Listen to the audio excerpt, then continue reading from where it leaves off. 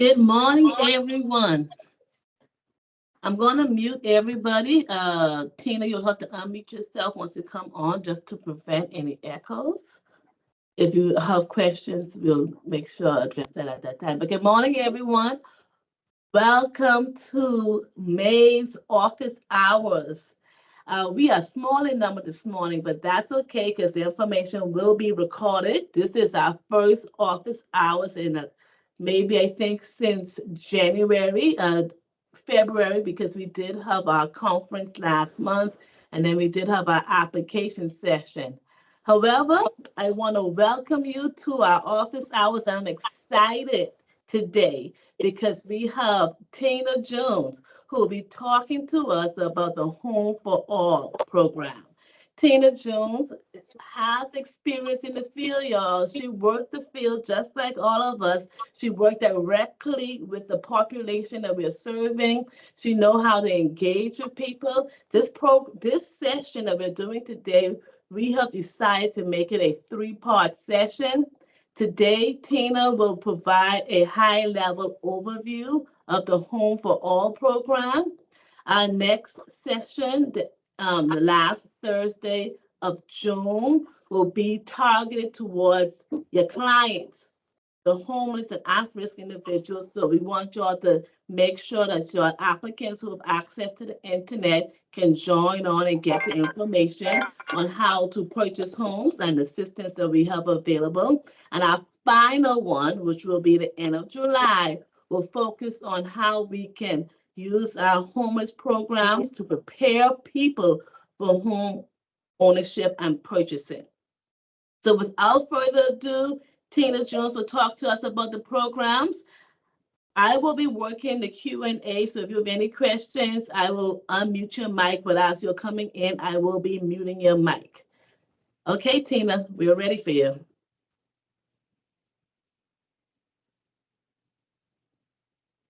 We can't hear you, Tina.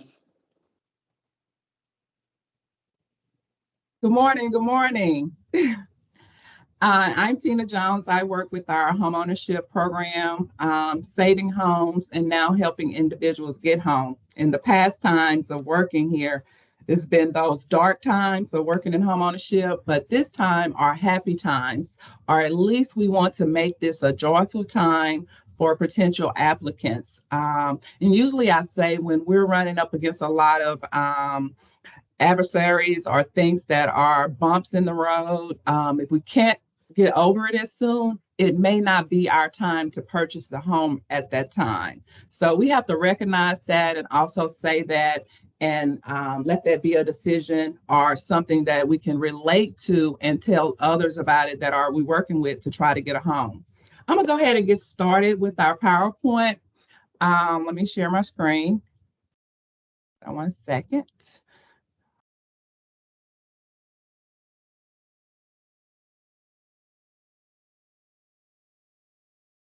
Okay. Everybody do see my screen?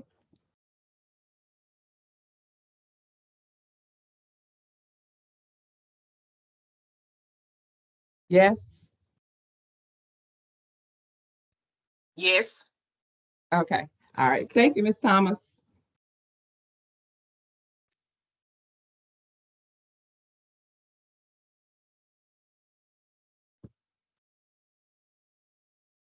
So we're going to talk about our program we have is the Home for All program, where we're offering down payment assistance here. Ms. Stewart had mentioned the delivery of a high level here, but one of the things I want to mention is sometimes we need to show end results first, so individuals can know what they're working towards. So I know everyone probably need to find placing in your population that you serve, find case management, learning how to budget, learning about certain bills that they may occur, different things like that. But this is the overall outcome that we want to portray to even you all and to potential homeowners. So you'll see this again. It may be a little bit longer, or we may have some success stories, but we sure want to have this program overview again for you all. So as you're working towards getting individuals ready, this is what we want the end result to be going into our homeownership program. So everybody know that we are the state agency in Mississippi, and we were created in 1989. I've been here about 12 years, and our goal has always been, promoting home ownership and making it affordable and safe and decent, pretty much. So here at MAC, we do a lot of things. A lot of things that you can find online, especially with our single family department, where we still offer down payment assistance, who is doing really well right now with getting individuals in homes. Before we go any further, kind of want to break the ice a little bit. Okay. So if you have a pen and piece of paper, I want to know, what order of actions will you take? So all of these things are happening right now. All of them are happening right now. So as you see, there's no order that I have with these 5 things. I'm just saying the house or your cell phone is ringing. Like this, I had to chime mine down. The baby is crying. It is raining hard outside and a thunderstorm is coming, and you may have clothes on the line. I say this to some people that may not be used to clothes on the line, but I came from that generation that did have some clothes on the line, and when it was raining, I had to run out there and get them all. There's water running in your sink and it's about to overflow. Someone is ringing your doorbell and knocking on the door. All of these things are happening at the same time. So let me know, what order would you put these things and your actions in trying to check on them, work on them, or however you're looking at it. I'll give you about 60 seconds.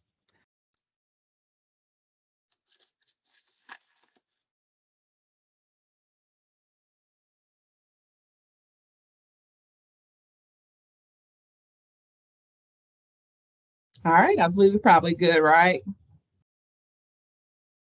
Okay.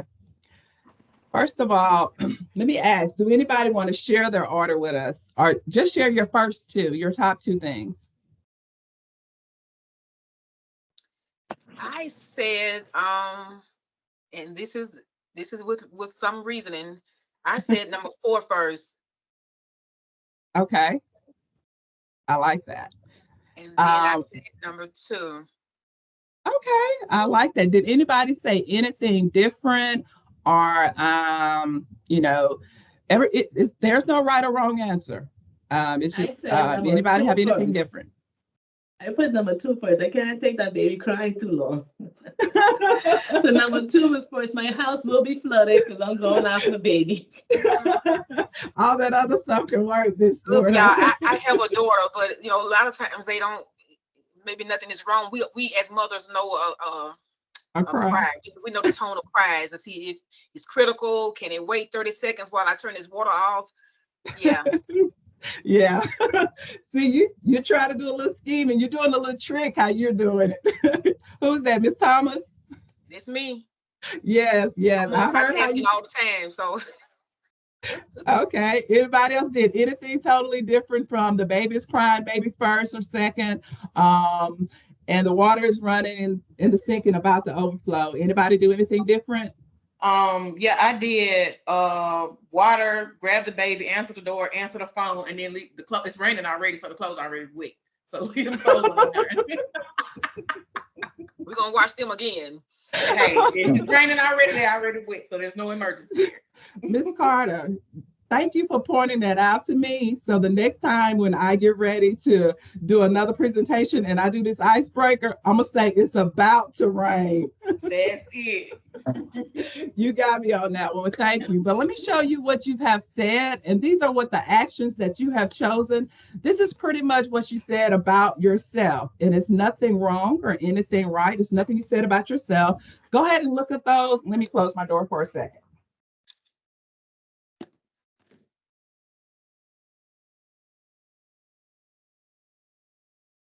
So for those that were, the phone is ringing.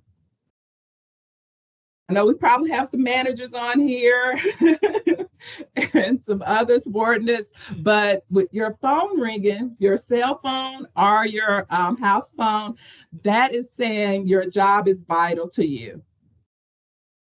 If you running, always trying to run your cell phone, your job is valuable to you. While this here actions, all these are going on. If the baby is crying, which was our number 2, family is very important to you.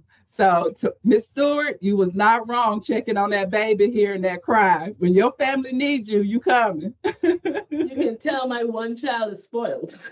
Exactly. And that too. No, I figured she had one child. I figured she had one child. Yes, very spoiled. I said she'd be ready to go see him.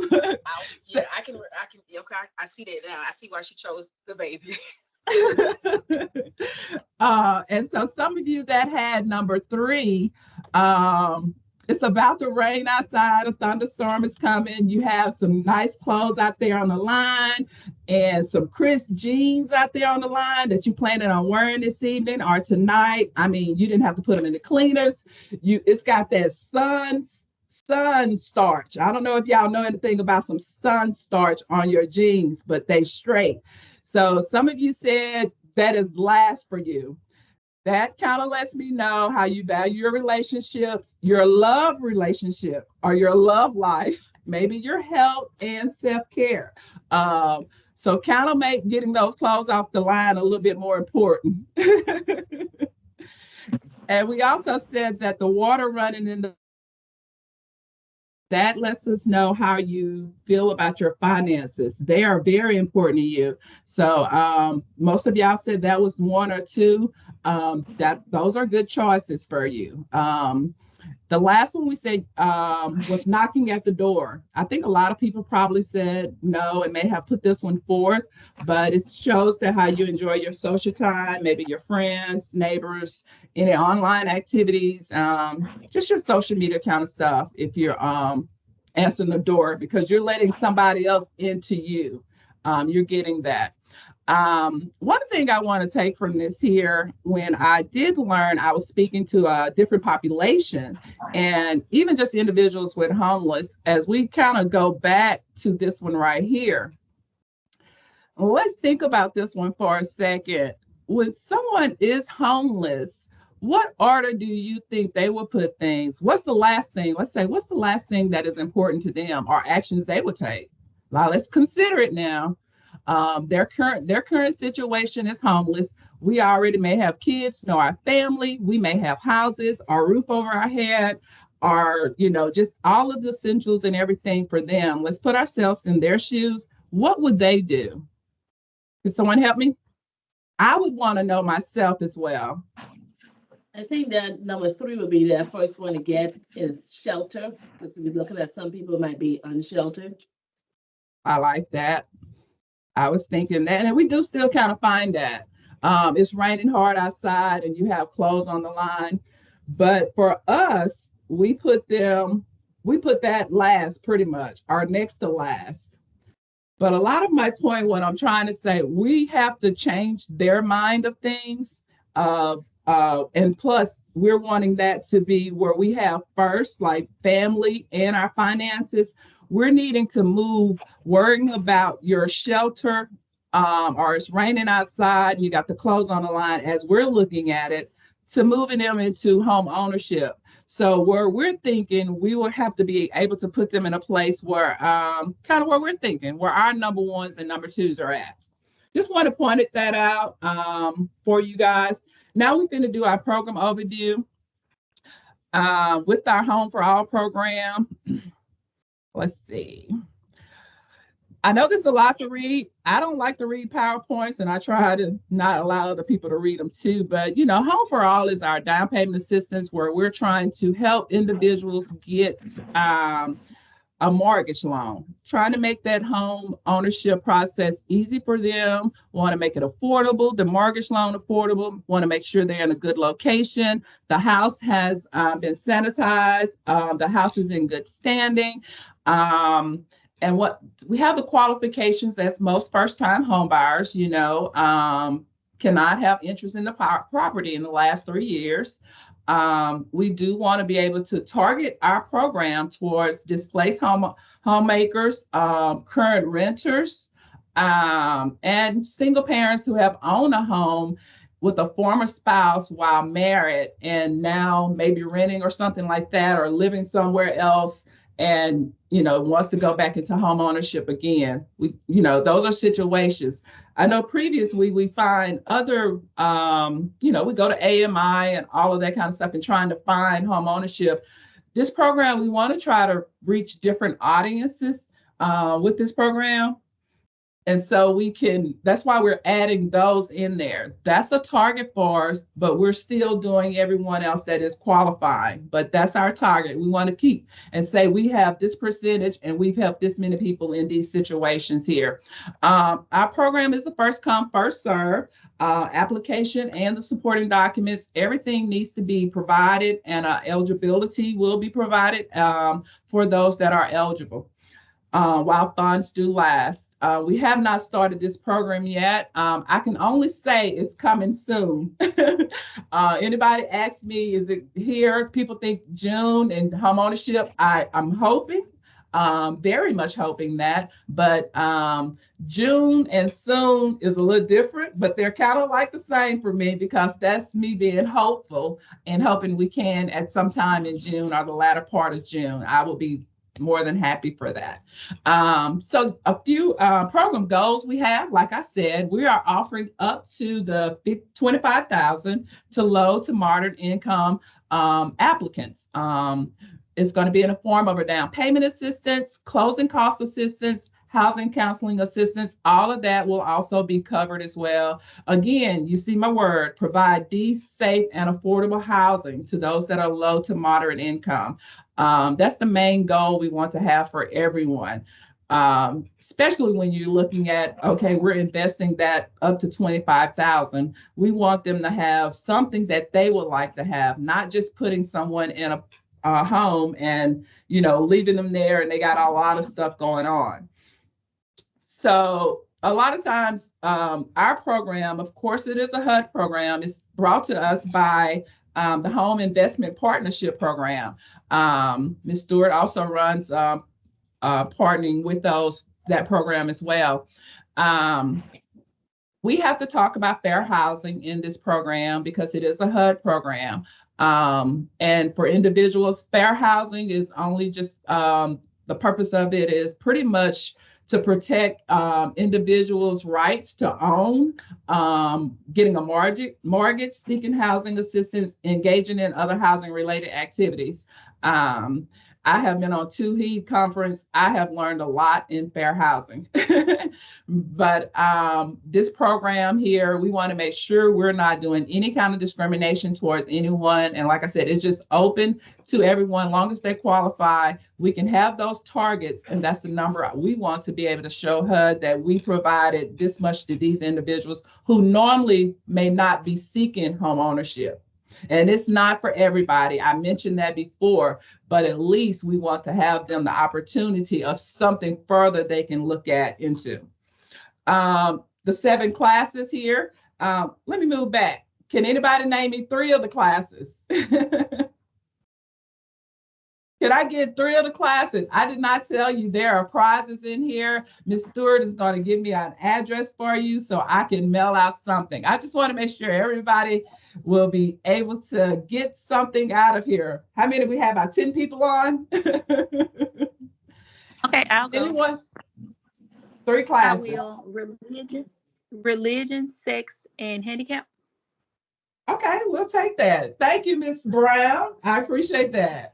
Thank you, Ms. Brown. Yes, we have the 7 classes: race, color, religion, sex, handicap or disability, family status, and national origin. Some of those have recently just been added, like in 1970 sometime, but these are the status that can more likely cause any kind of discrimination, and we want to make sure they're protected. There are a lot of affirmative action attorneys in the area. That is something individuals do have to Google. For Mississippi, either call our office. We have Julie Brooks, who's also with our family affirmative action plan, and she's also with most of you housing counselors that are on board if you hear. We also have to have affirmative marketing outreach plan. And that is so we can make sure we can cover the whole state, everybody, even in your Vietnamese, Spanish, or other languages that individuals may have. So we want to make sure we can cover everyone in that area. I'm sorry. So our marketing team here is we engage in our outreach through partnerships. I can say that, and that has been a lot successful in the program. Even just within the last 2 programs that I've been able to administer, having those partners where you can talk to, you can train, you can provide them material, and in providing material, as long as MHC marketing director approve those things. So anything like that, that it has to go through them, but they will more likely print out flyers and serve in our community, because those that are out there in the community can best fit those that need services, not only just speaking their language, but just being able to communicate with everyone about this program. So that's our affirmative marketing. Those are our goals that we're saying how we're going to reach everyone within that area. Let's see. So this is a table that I found when I was looking at some information under the CFPB and the HMDA, ACS, and our census. Where else I went for some data? A lot of the places where I went for some data at for looking at how we can do a couple of things, so anything a little different. But some of these things, factors that we have are already out there. This data came from 2008 to 2017. So it goes in those periods of time. So we're still within that period for the next data to come out, as it is discriminatory factors that individuals may come up with. So as you see right here, here are some factors that we do see. And in your area, you may see how the lack of access, number 3, to housing for homeless and released from incarceration may be. That is pretty much the medium. Those priorities, let's say we're looking at high. High tells me when I was getting my information that those are direct and substantial impact on financial choice. The medium is less impact. Mississippi kind of has limited authority on changing a lot of these. We know that it has to come from legislative or other partners. So we can't control a lot of these that we do see high, and we'll say, oh, we could do something about that. Our low factors are very light impact.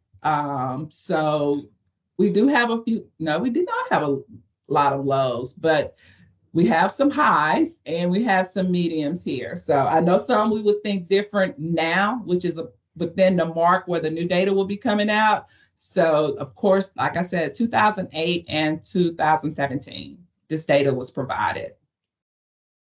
I'm sorry, 2016. All right, just want to go on to some other things here. This is our denial reason. I'm able to get all of this here information even under our affirmative action website that is out there publicly, and HMDA. So when we're looking at any ethnicity in the past, this is where we've seen who mostly has been declined. And a lot of these areas are those that we do definitely want to try to reach in those previous years. And of course, we know this has changed a lot.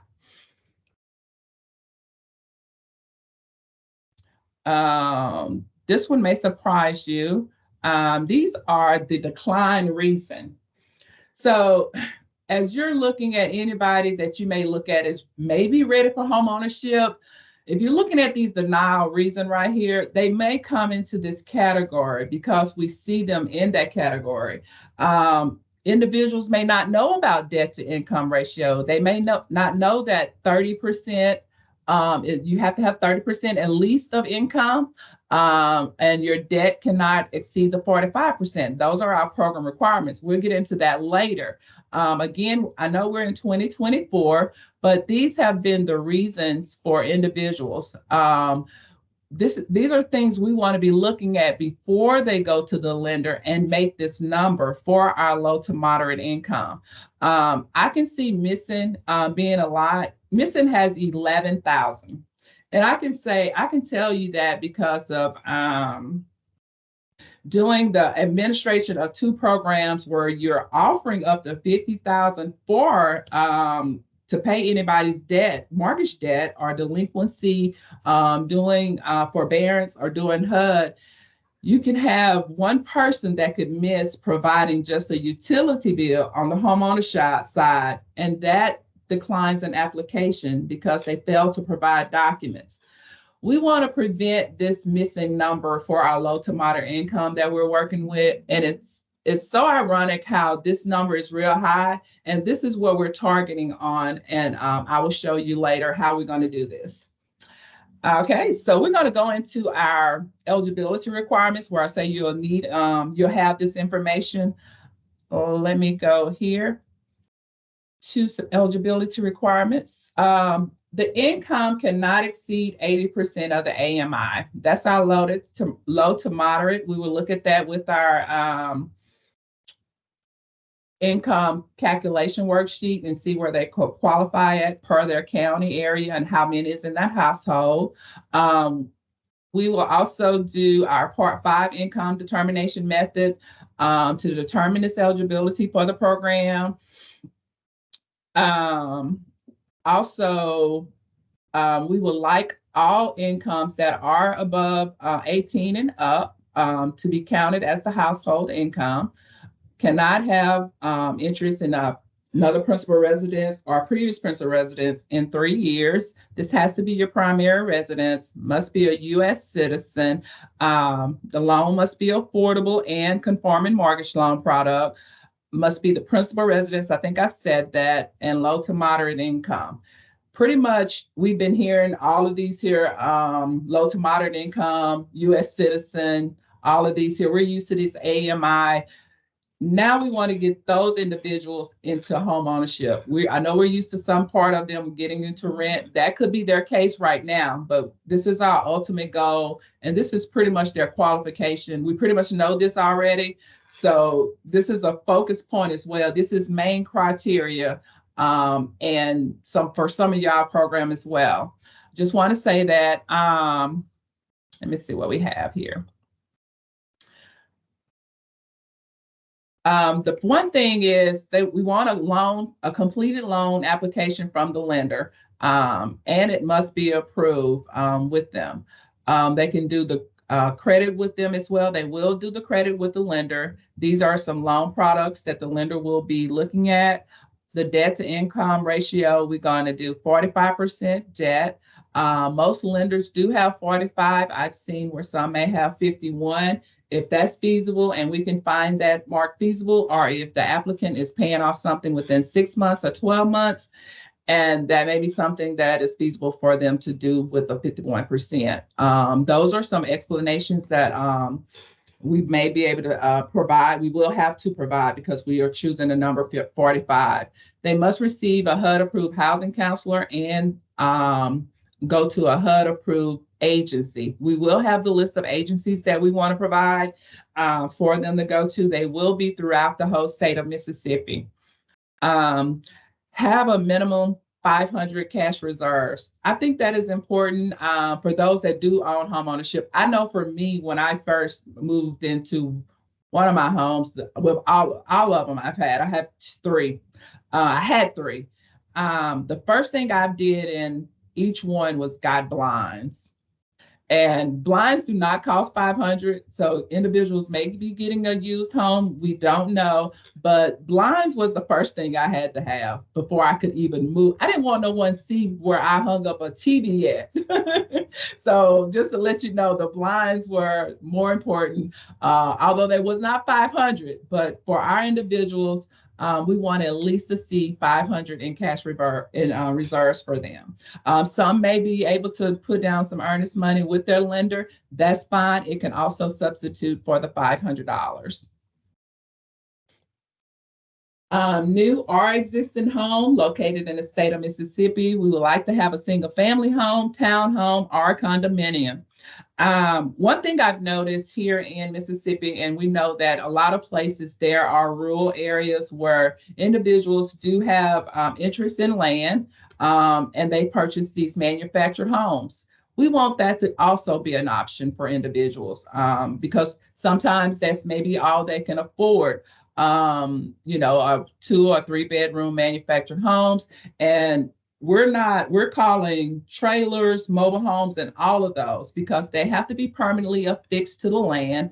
Those are now called manufactured housing. So we're not using that term mobile home and trailer anymore. And some manufactured homes are built on site. So they do deliver them. I think the closest one may be Lexington, Mississippi, that maybe also help with the manufacture of those housing.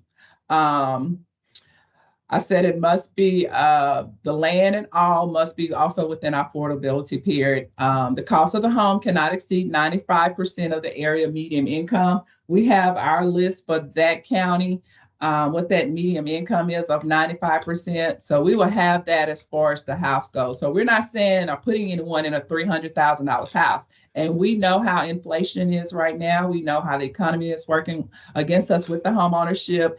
And like I said, again, it may not be their time, but we know this is an ultimate goal because things do change, right? We believe things change. It goes up, it may come down. If it's down, it don't go up, like the valley and the mountain. But we don't want to stay there long because we know there's something at the end of the tunnel for us. So we're going to have that hope for that. But meanwhile, we're getting them ready. There's a road trip to Home for All that we have here. Kind of want to give you this overview for the road trip because it's important. I have called out a few key people that individuals may not know how all of this is going to work, but this is just our key partners. We have our housing counseling agency. Again, they're throughout the state. We have our federal grant staff, our lenders that are participating that will be doing our approval and doing our loan application for the homeowners. We have our single family underwriting. Single family does MAC DPA.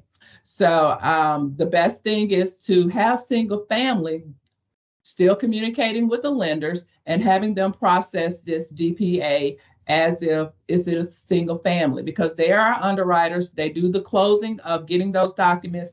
They do the pre-application. They communicate with a lot of lenders, and these are a lot of lenders that they previously has been communicating. So they are the best for MAC in one of the partners as in processing this loan application. All of this commitment letter, of course, the lender is a key partner, and it goes back through our federal grant system, and then we provide the funding. These are just key partners. We have housing counselor, federal grant staff, our lenders, and we have our single family underwriting department that is working with our program. Over to the side, those are some things that are coming to place, but that will be handled with the agency. And we do not have a list of anyone here that we can refer anyone with because we do not do that. They can request for a list or request for someone with a housing counseling or from their lender. But all of this information will come from the key partners that we have and we're communicating with. As you see here, this is our workflow for this program. The application intake package and pre-qualification worksheet, we definitely would need that. It kind of gives us a description of this applicant. Once they do that, if they are eligible after we are looking at that, we want to do a pre-qual application here. So we're looking at a lot of their income information. We're doing, they do not have to have a contract, but if they do, all applications have to start here. They do not all start with the lender. They do not start with the lender. They all start with a housing counselor. We will have that list on our website for those housing counselors with their contact information. But this is the application. This is a good application. It's going all the way through Oops, I'm sorry. It's going all the way through the process right here. So here we are with the decline application. If we have one that is declined, we will send that letter out, but we will allow an action plan. An action plan is going to be able to provide information of what they need to do next based off of the intake and us reviewing it pre-qual, because in the pre-qual, we're pulling credit, we're looking at their income, we're looking at their debt, we're looking at, household members. We're just looking at their sustainability and all of that. So once we know all of this here, because previously you've seen where most of their decline have fell, our calculation has a debt to income ratio. So we'll be able to see that as well. We'll send a decline. They have the option to do an appeal. We'll make that decision there, and then we'll log that application as a denial or approval, and it'll keep going on down here. So if there's some things that they're able to resolve and we can find out, we can work out with them, that's fine. This application plan is going to say probably 120 days ready, 90 days ready. It could even say 360 days ready. So that lets us know in a year, if they do what we provided as an action to complete, we're still checking in with them as housing counselors and checking in and making sure and following up. If they're able to complete all of this here, yes, maybe in 360 days, they can come on through this here part. So no one is really left behind here. So we want to still have an action or talk to everyone. So once they complete their application with the lender, our single family department does get notified because the lender uploads those documents, goes to commitment file received, then it goes on through underwriting. If there's any outstanding documents, it'll be a commitment non-compliant for them.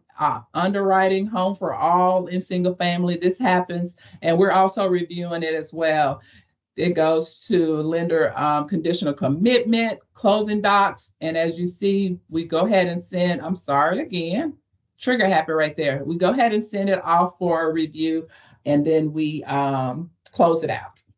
So that's how we gonna do this program. And just like any loan, it's gonna be a process, but we wanna make sure we can resolve this here part here first. Housing counselor is going to be responsible for their checklist and required documents.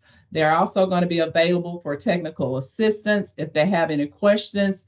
They will also communicate with them. And if you have someone on board or someone that works specifically or have a group that works with individuals, our case managers or social workers or anyone, we would like for them to also be involved as well. So that they can help and provide a little bit more understanding or help them provide information.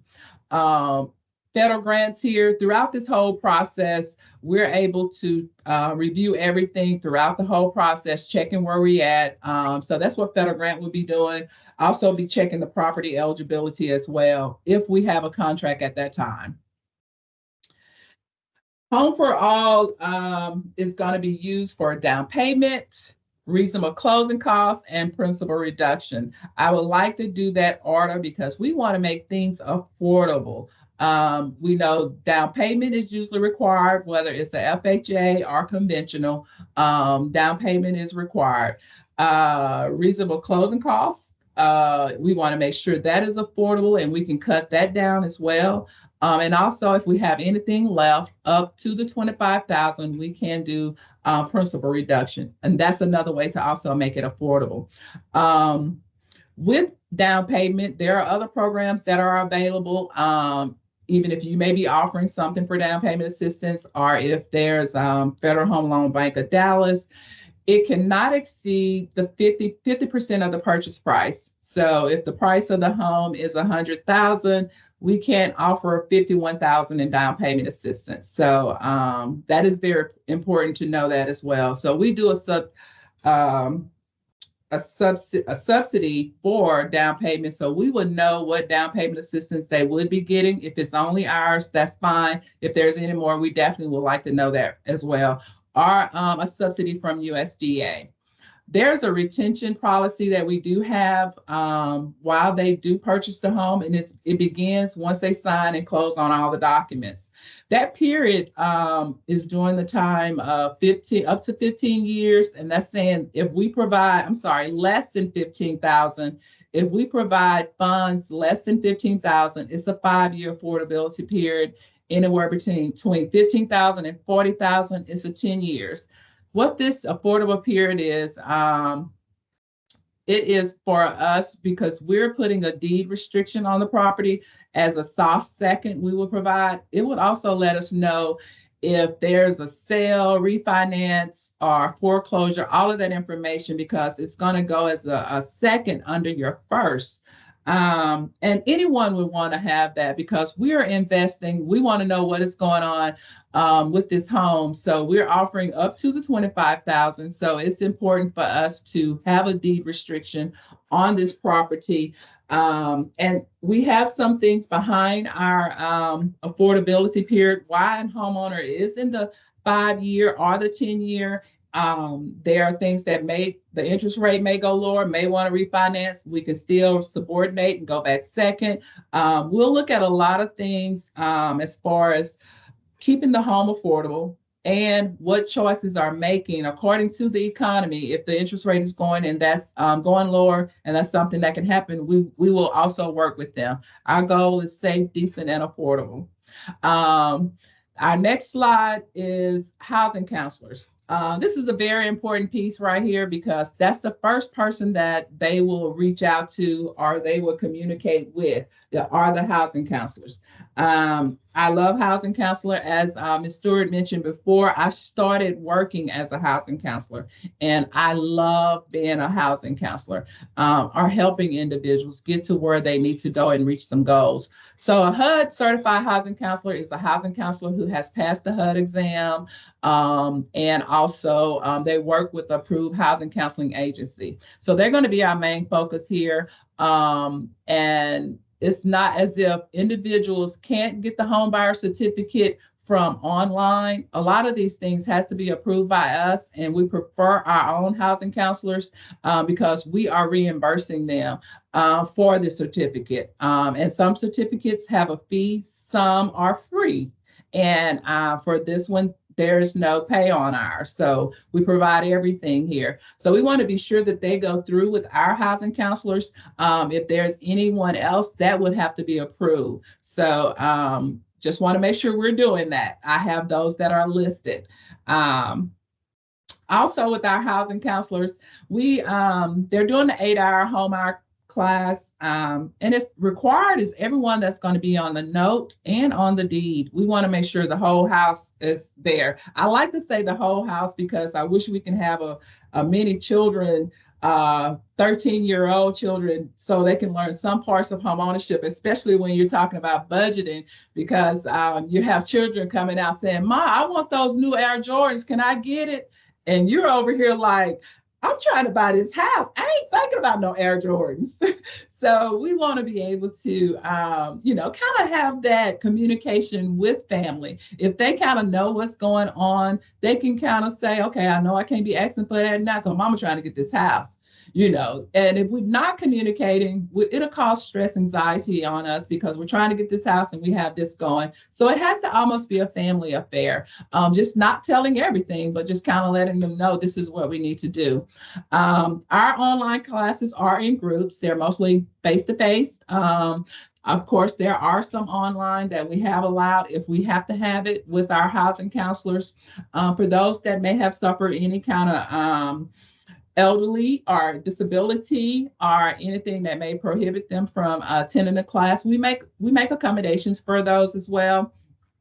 Also, we're required by HUD to provide these things. All our counselors will provide brochures for home inspections, fair housing, and lead-based paint information. These are some brochures that they will provide to everyone because we want everyone to make aware of these things, okay? Also, we talk about housing counselors again. As I say, they're our biggest piece on here. Everybody will have a housing counselor. Everyone will have a housing counselor. And there are a lot of things that they can do. around housing. That's why they're important. And if we can all work together, it will be great. You'll see how fast someone can move on, how things can happen much quicker.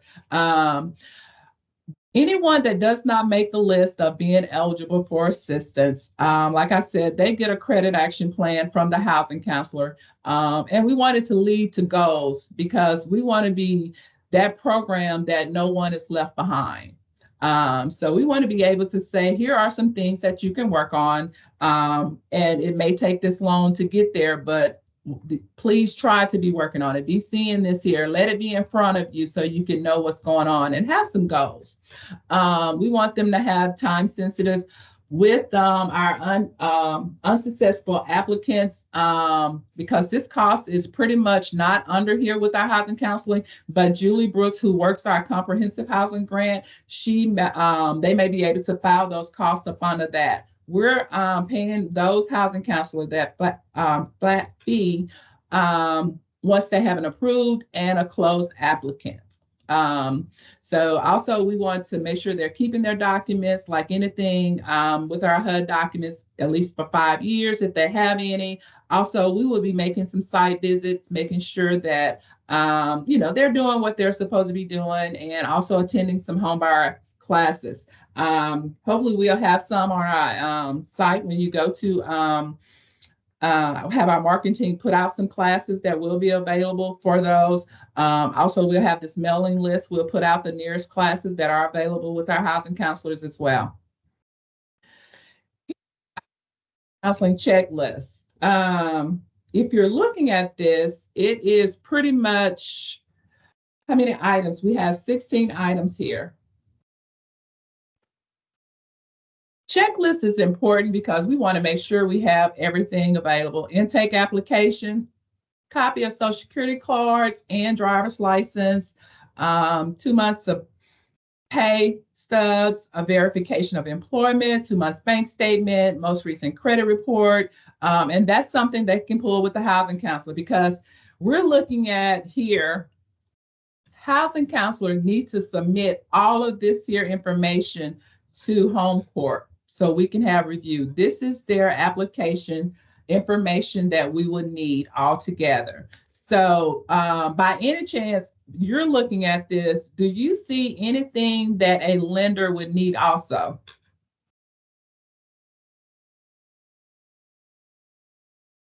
If we're getting this from an applicant or a potential homeowner, are you seeing anything a lender would need?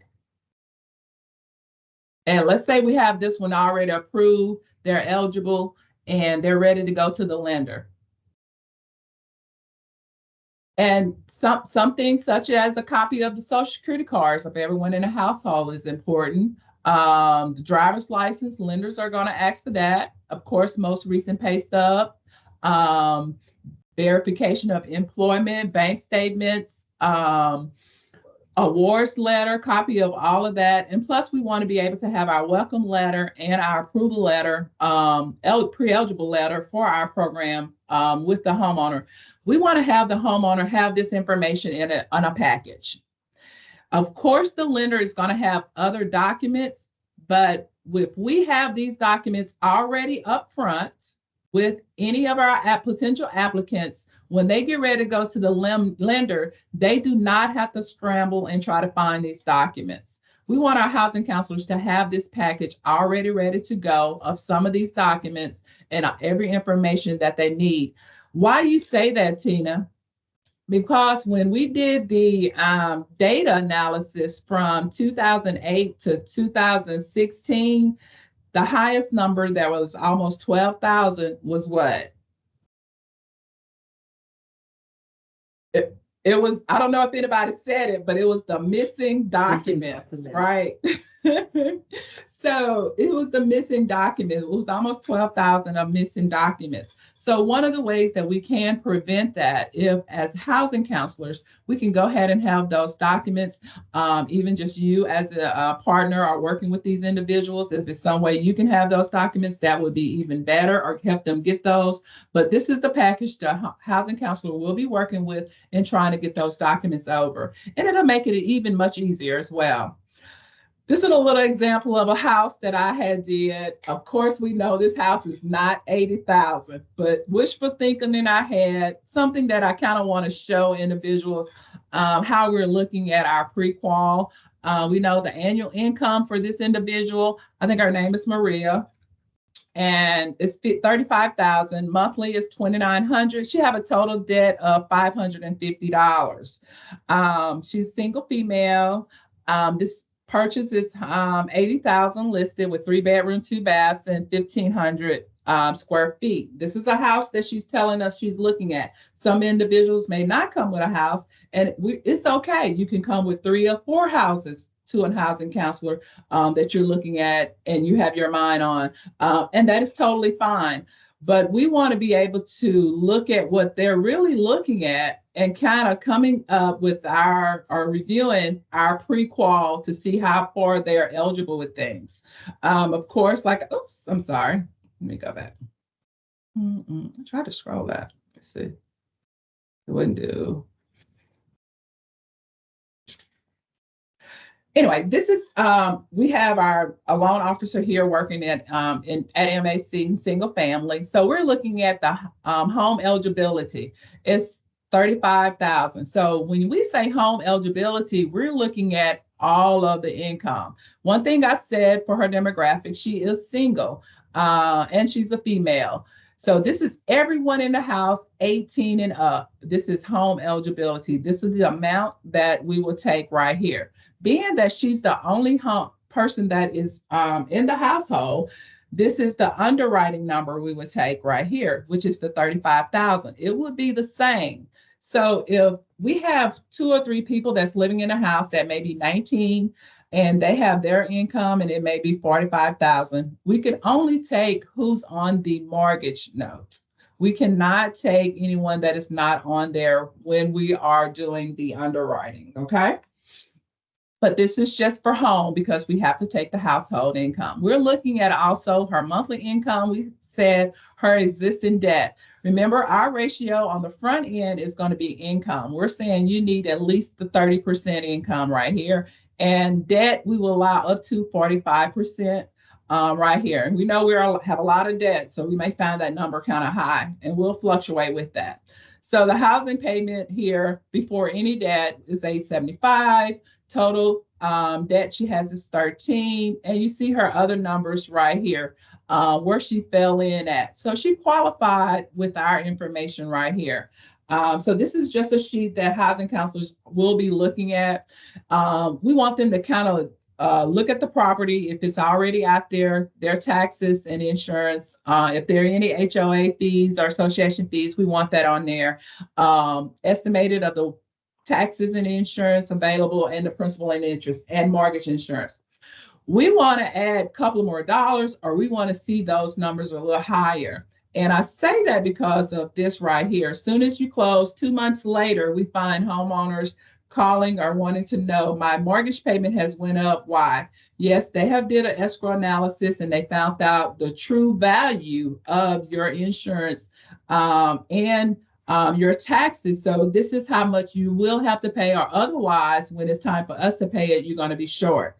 We do not want to find our homeowners short because we want to make sure they will have to either come up that money or that money is going to be spread over a 12-year period, which would cause their mortgage note to increase. Our goal is decent, safe, sustainable, and affordable. So we want to try to prevent that. And we're keeping that number pretty high for them so they can kind of see that. And if this does happen, we want to be able to tell them why.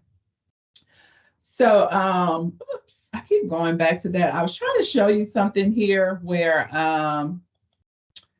that she had qualified for 83,000. It's at the bottom with the 30 terms.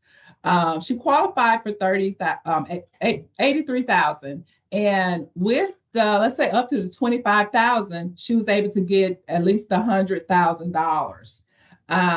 Although we know it's $100,000, but we want to be able to tell her her qualification for a mortgage loan was the 83,000. And with that, she can do the 80,000 and we can pay the closing costs, down payment, and that. But someone may look at the up to 25,000 and say, well, I can qualify for 90,000. Let me go look at it with your down payment. We're trying to make sure that we're keeping homes affordable, okay, and sustainable. And that number is just for us to be looking at. This is our pre-qual now. What we have on each applicant and seeing if they're possibly eligible for the grant assistance.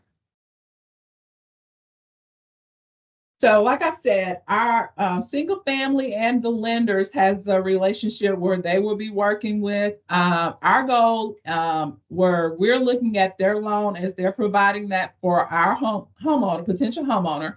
We're looking at the maximum term loan, and we're seeing now 40 years. Our average is going to be 30. Adjustable rate loans, we're not going to have any of those kind of loans as well. Any risky loans are balloon payments that may be due within a certain period of time. Interest only loans. Also the higher price of the interest rate loan. We don't want to see someone getting a 12.5% right now or anything like that. We want to be honest and say not right now, or this is too high of the interest rate right now. We want to also make sure that there's reasonable closing costs, fees that are charged for the loan, and also there's no prepayment penalties as well. So those are some underwriting provisions that we want to make sure our underwriters are really following, okay, with this loan for our individuals. So our down payment assistance and our direct subsidy, like I said, we will offer up to the $25,000. And that are in the 3 ways that we have mentioned before. Who can tell me the 3 ways we can offer up to the $25,000? This is another prize. This is no, Miss Stewart. I need someone else to tell me up to the $25,000, up to that amount can be used in 3 ways. Tell me.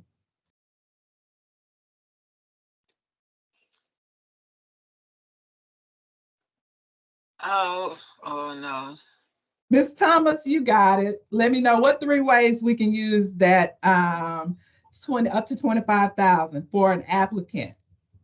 When they're getting their mortgage loan, what can we use that money for? You can use it for down payment, closing costs, as well as it can reduce the total mortgage of the total mortgage once you get the house. Mm-hmm. Great. Who is that?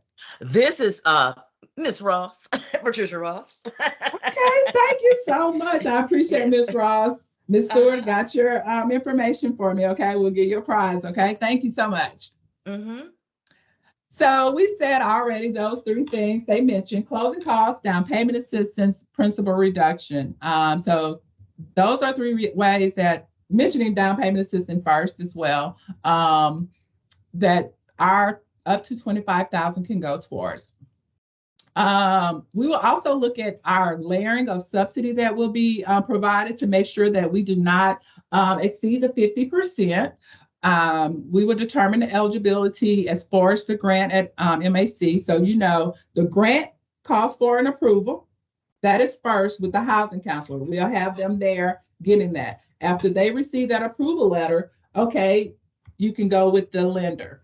And our letter is we're saying a pre-qual letter. We may not have the home at that time. There may not be a contract at that time. So as you saw, it's an estimate of what we know already about the home. So we're looking at it like that and looking at their debt to income ratio, looking at their credit, and we're saying, okay, so far a lot of things looking good. You're eligible. Let's see what the lender says. So you're going through the whole part of with your lender, what items they require or what they're needing. You can talk with your housing counselor and go through the process of getting those items as well. We'll also have our decision within those 3 to 5 business days. We'll provide the reservation number for the individual and confirmation of funding. We also do an environmental review because one thing I've said, decent and safe and sanitary. Those are 3 things I said, right? As far as our mission and as part of our goals here. So we have to do an environmental review. This will be done by MHC. We'll do our own environmental review because we want to reduce any extra cost or anything that is foreseeable within this house. So we want to also protect it too, because it's an investment for us as well. And we want the applicant to know how big of an investment it is for them. So yes, we will be checking all, if there's in a flood zone area, we'll check the, check airport zoning, and also, you know, with the history preservation. So we want to be able to check everything and make sure it is a safe and decent home for all of our applicants. I mentioned before in one of the checklists that we have a homeowner agreement. A lot of times homeowners, we just want to make sure they know what their what this program is about, because you can talk financially funds up to $25,000, but there comes some work behind it or something you have to abide behind it. So our homeowner written agreement protects us with that. So we want to be sure that all our applicants are aware of our agreement. We want them to especially know that there's a restriction on the property during affordable period, whether it's the 5 year or 10 years. That is so important for they can go out and do anything. It's their primary residence. They have a housing counselor that they can communicate with before, during, and anytime after. If they find themselves unable to make their payments, they're talking with their lender and housing counselors to see if there's any kind of revision of any budget or any kind of extra action plan, or how they can talk with the lender to see if there's anything that they can do, or what loan product for any modification that may be out there. So their housing counselor is going to be with them throughout their whole process. They will have their information, and at any point around the housing, they will have that individual. So they're going to be very, very important to our homeowners. So they'll know that in our written agreement. We'll provide that information with them. Also, we talked about, like I said, the deed restriction, primary residence. We want to make sure they're staying in this home.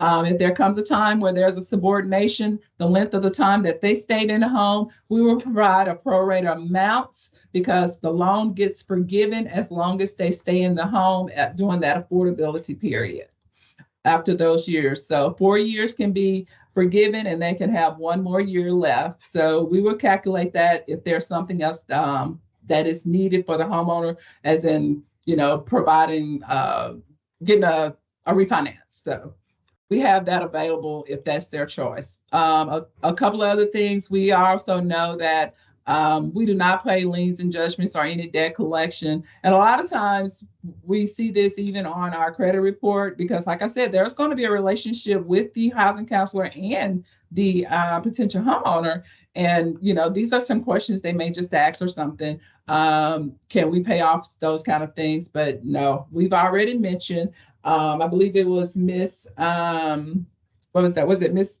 Patricia? The last person we talked to had mentioned what down payment assistance can go towards. So we already have that there. Also, this last part is very important. Homebuyers have the option of selecting their house of choice, their realtor, their financing institution, as long as they're participating. So that is very important as well. There's no gearing towards anything. We have our closeout process. And when we close this loan out, of course, we want to close it on out within that within 45 to 60 days, we want our closeout package from our lender. Some process may take up to 30 to 60 days, but we would like to see things done in 30 days or less. If we're bringing the package to the lender, they're having all their documents that they're requesting, and there's nothing that's non-compliant, we can already go with them and have our contract and go through all our documents of closing, and we can be done. So those are some hopeful things by adding this extra step in this here program to help our clients.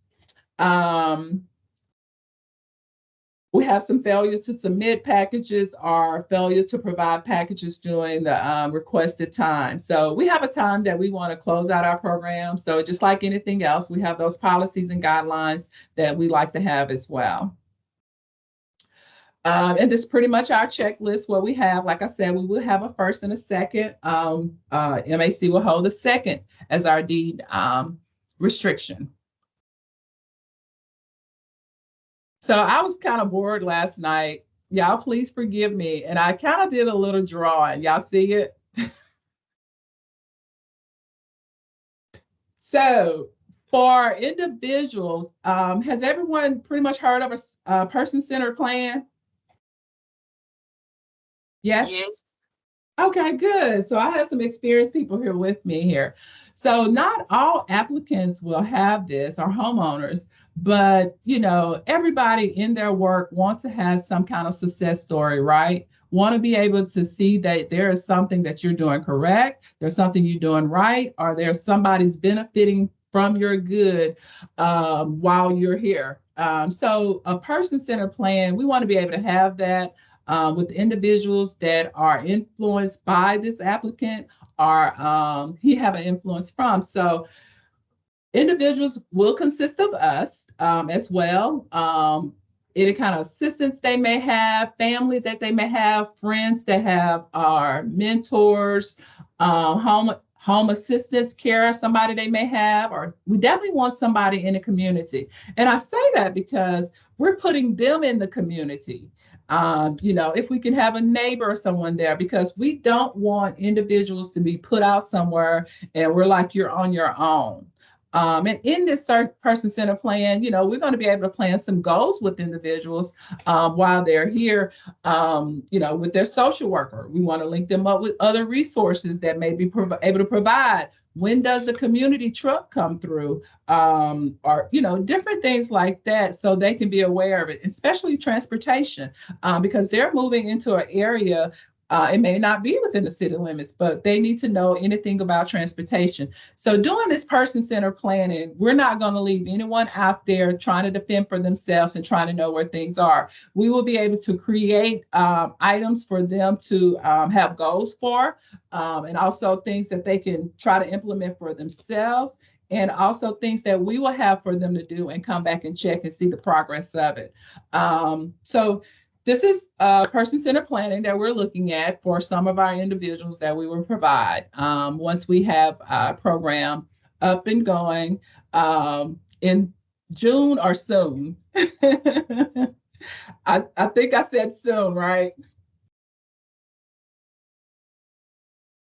So what I like to do is, I thank you all for participating in the Home for All program. And like I mentioned, we talked about how we will come back at the end also of the series of homeless programs webinars that y'all will be invited to as well, and come back and talk about, home ownership again for individuals, and, budgeting and crediting, because all of these key things are very important in this process.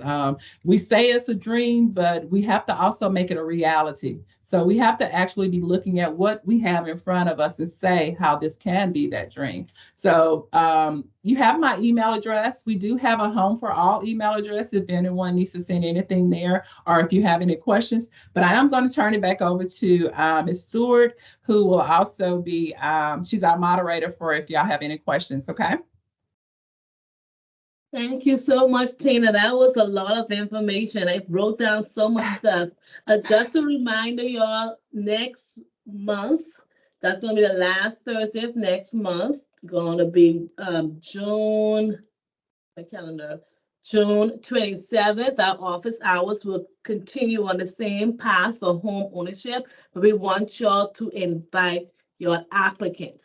She'll be talking directly to people who will be looking to purchase. That's going to be next month's office hours.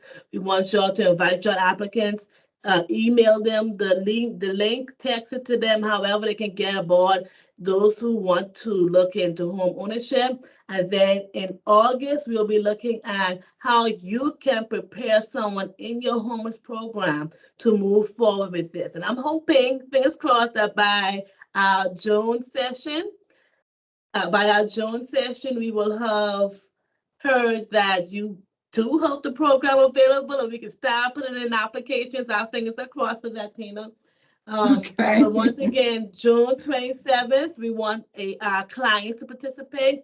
July 25th, we'll be talking about how our programs can help with this process. Well, I know we are at our time, but I do want to take some questions once we have Tina here. For those who want to continue on the line is open for questions, or you can put your questions in the chat.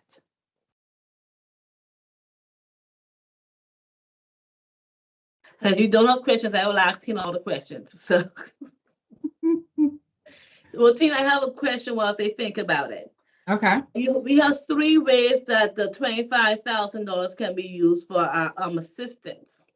If a person decided they want to use all of the resource they qualify for on only one, maybe to knock down their interest rate to get out their loan quickly, can they do that, or they have to be advised to use all 3? Now, points, lowering interest rate, all of those are eligible options for the up to $25,000 can be used for. But we're finding, even as we know of, with both loan types, other than maybe possibly the VA, there are down payment assistance required, whether it's 20%, 3.5%, or 2% or 1%. There is some kind of down payment assistance, and most people don't have that. So we know down payment assistance will probably be that one. We'll go first.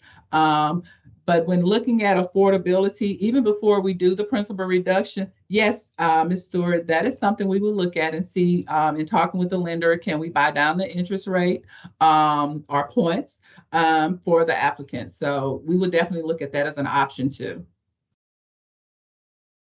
Any questions from the group?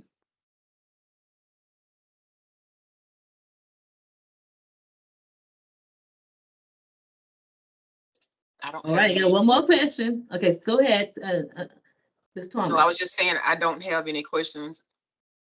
I do have one more question. We saw some of the reasons why applications are denied, mainly because they don't complete the application properly, and that's why I'm so happy to hear about the housing counselors.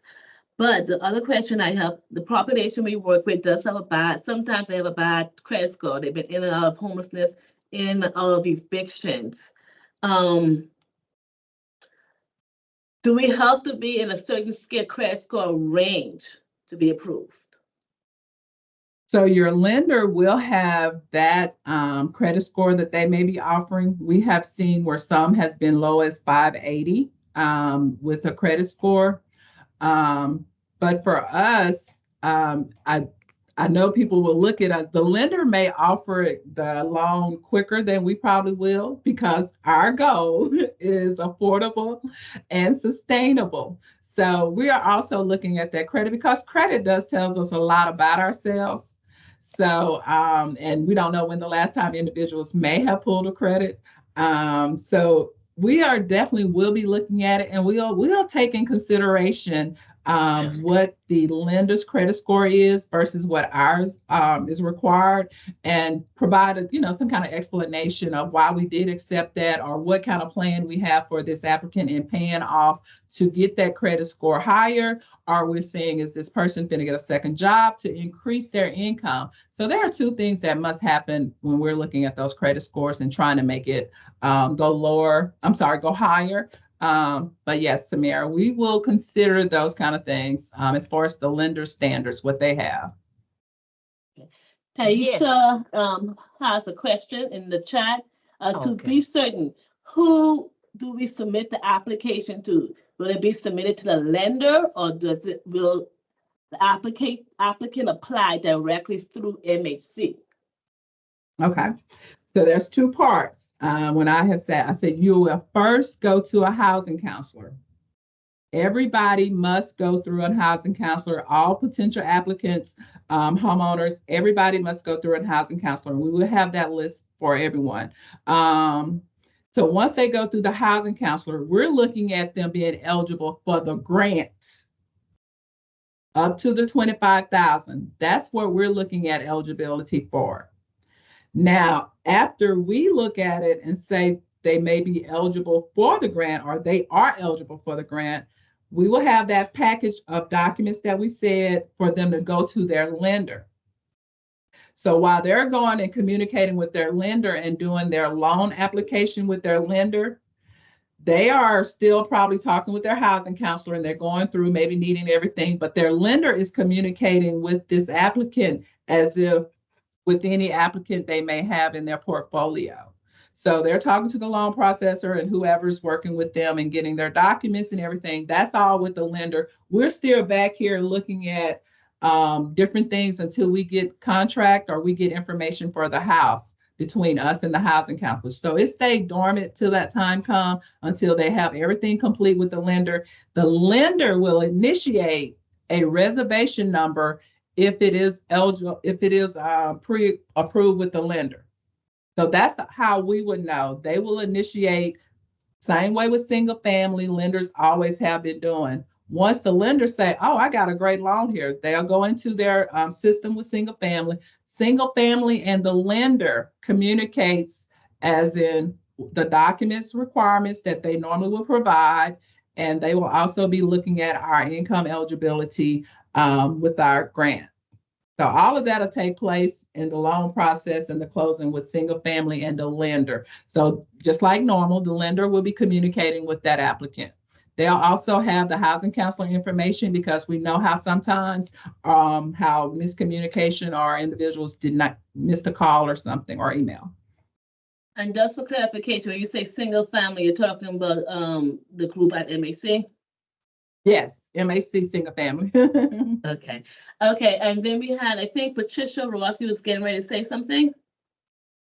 Oh, well, I was just gonna just comment along with Miss Tina Jones regarding the fact that when it comes to your credit score, it does tell an indication.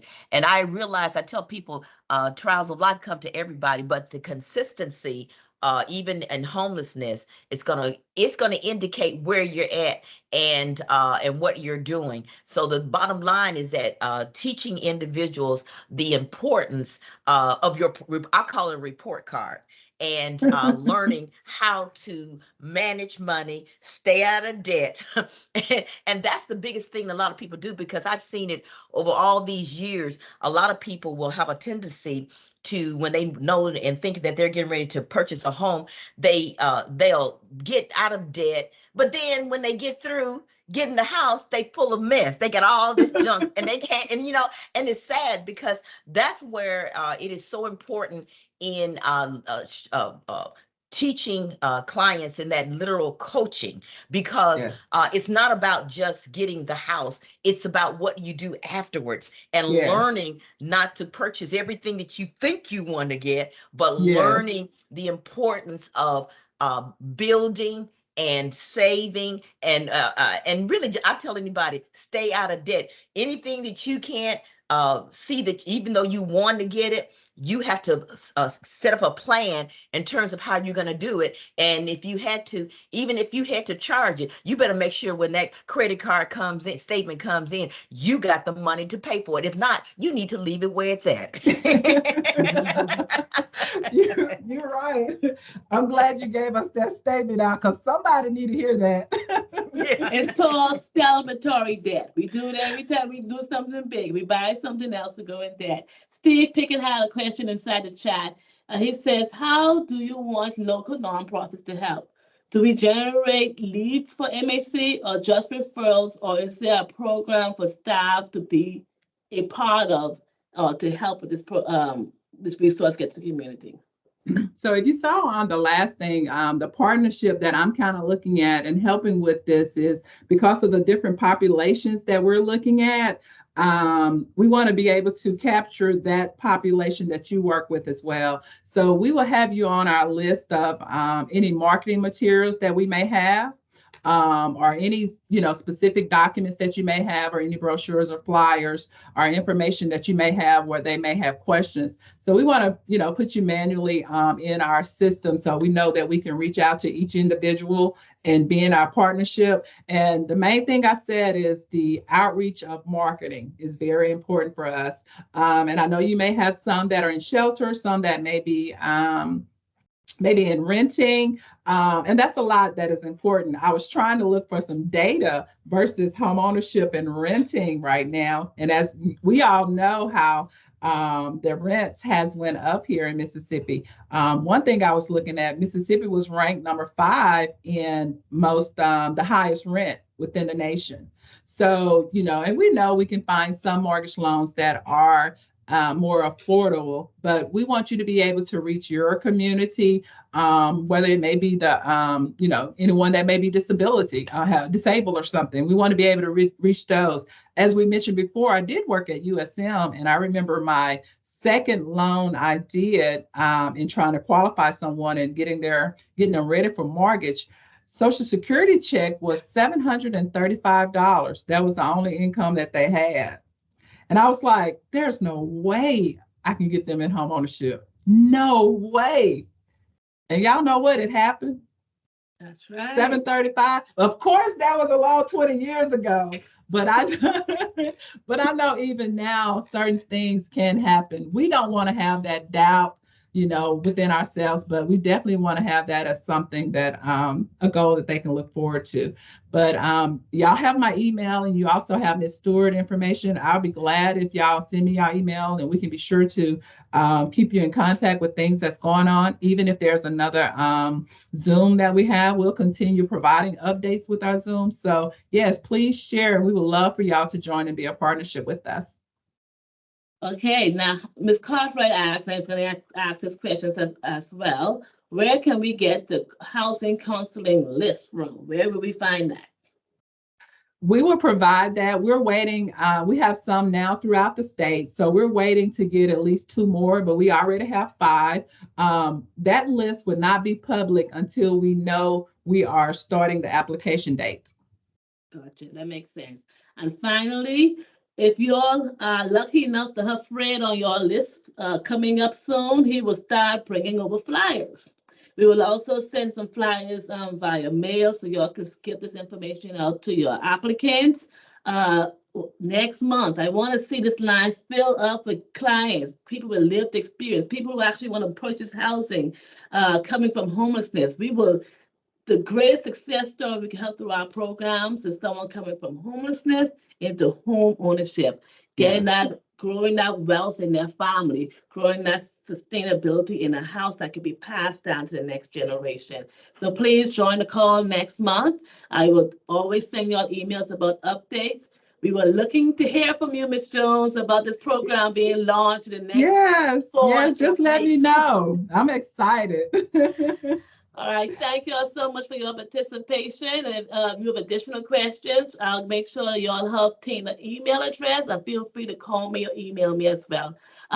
Ms. Ross, please inbox me your information because you did get one of the questions correct. Thank you all so much and have a blessed day. All right, thank you. Yes, all. I sure will. Everything was very good. Thank you. Thank you. Thank you. Uh-huh. Thank you. Excellent. Thanks. Thank you. Mm-hmm.